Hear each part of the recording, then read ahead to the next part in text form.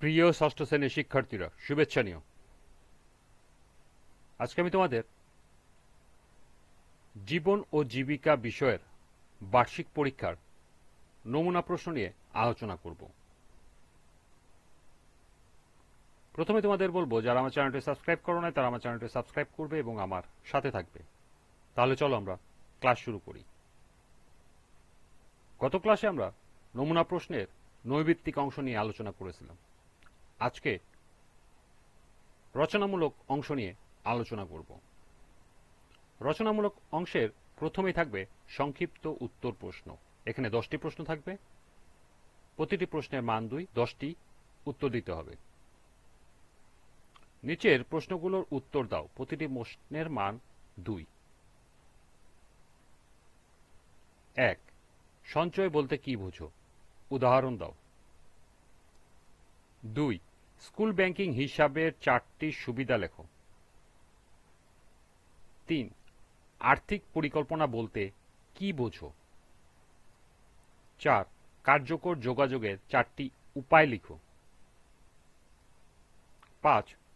School banking এর হিসাব খোলার ফর্মে কতজন স্বাক্ষর করেন এবং কে কে? 6. দীর্ঘমেয়াদী পরিকল্পনা বলতে কি বোঝায়? 7. মঙ্গল এক্সপ্রেস কি? 8. যোগাযোগ দক্ষতা বলতে কি বোঝো? 9. বায়োমেট্রিক প্রযুক্তি কি? এবং সর্বশেষ 10. পরিকল্পনা বলতে কি বুঝো? এই ছিল 10টি সংক্ষিপ্ত উত্তর প্রশ্ন। এরপর রচনামূলক প্রশ্ন, দৃশ্যপটবিহীন। 5টি প্রশ্ন থাকবে, 3টি প্রশ্নের উত্তর দিতে হবে, প্রতিটি প্রশ্নের মান 5। এখানে 3টি নমুনা দেওয়া আছে। 1. সঞ্চয় আমাদের বিপদের বন্ধু, এই উক্তিটির মাধ্যমে সঞ্চয়ের প্রয়োজনীয়তা ব্যাখ্যা করো। 2. কার্যকর যোগাযোগ বলতে কি বোঝো? এর উপায়গুলো বর্ণনা করো। 3. তোমার পছন্দ বা শখ অনুযায়ী কোনো কিছু কেনার জন্য একটি আর্থিক পরিকল্পনা প্রণয়ন করো।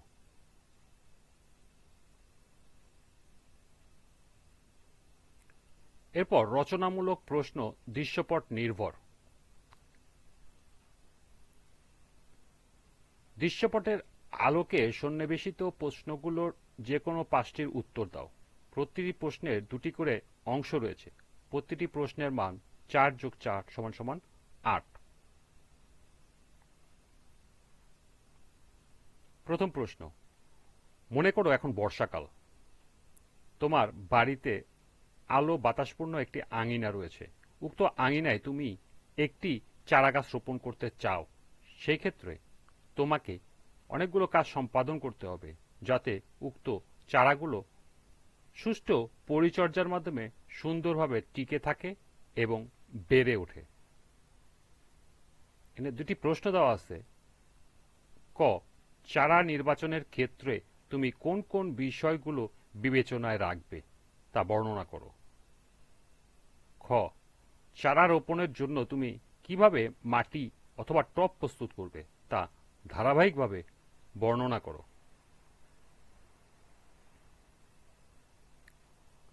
2 নম্বর প্রশ্ন, ধরে নাও তোমার প্রতিষ্ঠানে বেশ কিছু সমস্যা খুঁজে পেয়েছে, যেমন নিজেদের শ্রেণীকক্ষে নিরাপদ পানি পান করার ব্যবস্থা নেই, একক বা দলগত কাজ উপস্থাপনের জন্য পোস্টার বা অন্য কিছু ডিসপ্লের ব্যবস্থা নেই, শ্রেণীতে অধিকাংশ শিক্ষার্থী দুর্বল হওয়ায় পড়াশোনায় পিছিয়ে থাকে। এই সমস্যাগুলো তোমাদের নিয়মিত শ্রেণী কার্যক্রমে নানাভাবে ব্যাহত করছে। এখানে 2টি প্রশ্ন আছে। ক. উল্লেখিত সমস্যাগুলো থেকে সমাধানের জন্য যে কোনো একটি সমস্যা বেছে নাও এবং কেন সেটি বেছে নিয়েছো তা ব্যাখ্যা করো। খ. উক্ত সমস্যার সমাধানের জন্য কি কি পদক্ষেপ নেওয়া যেতে পারে তা ধারাবাহিকভাবে উল্লেখ করো। প্রশ্ন নাম্বার 3, একটি ক্যামেরা ক্রয় করার শখ তোমার অনেক দিনের। তোমার ইচ্ছা তুমি ভবিষ্যতে ফটোগ্রাফার হবে। একটি সাধারণ মানের একটা ক্যামেরার দাম 15,000 টাকা। তোমার কাছে জমানো আছে 3,000 টাকা, যা তুমি জমিয়েছো টিফিনের টাকা, রিক্সা ভাড়া, বিভিন্ন উৎসবে পাওয়া স্যালামি থেকে। অবশিষ্ট টাকা সংগ্রহ করা প্রয়োজন।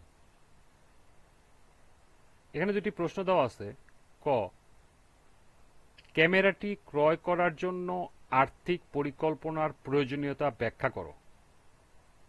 এবং খ, ক্যামেরাটি ক্রয় করার জন্য তোমার আর্থিক পরিকল্পনার ধাপগুলো একটি ফ্লোচার্ট এঁকে বর্ণনা করো।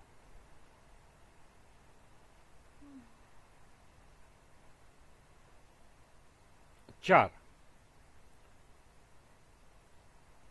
তুমি যদি মানবিক ডাক্তার হতে চাও, তুমি একজন মানবিক ডাক্তার হতে চাও, দেশের দরিদ্র মানুষের সেবায় নিজের মেধা ও মননকে কাজে লাগাতে চাও, তোমার এই স্বপ্ন পূরণে আছে অদম্য আগ্রহ।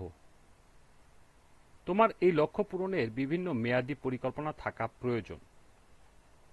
প্রশ্ন নাম্বার ক, তোমার জীবনের লক্ষ্য পূরণে তুমি কি কি করতে চাও তা আলোচনা করো। খ, তোমার লক্ষ্য পূরণের জন্য একটি দীর্ঘমেয়াদী, মধ্যমেয়াদী, স্বল্পমেয়াদী পরিকল্পনা প্রণয়ন করো।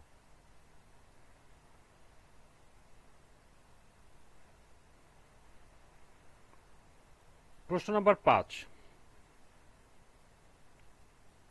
দীর্ঘ ছুটির পর রফিকদের বিদ্যালয়ে এসে তারা দেখতে পায় পুরো বিদ্যালয়টি প্রচুর ময়লা আবর্জনায় ভর্তি এবং ফুলের বাগানটি আগাছায় ভরে গেছে।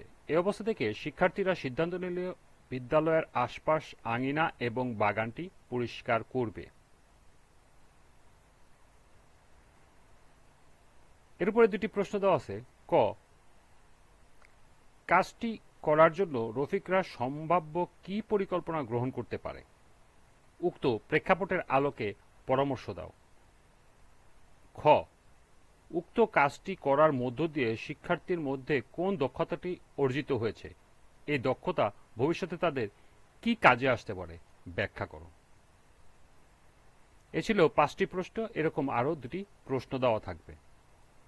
সর্বমোট 7টি প্রশ্ন দেওয়া থাকবে, তোমাদের 5টির উত্তর লিখতে হবে।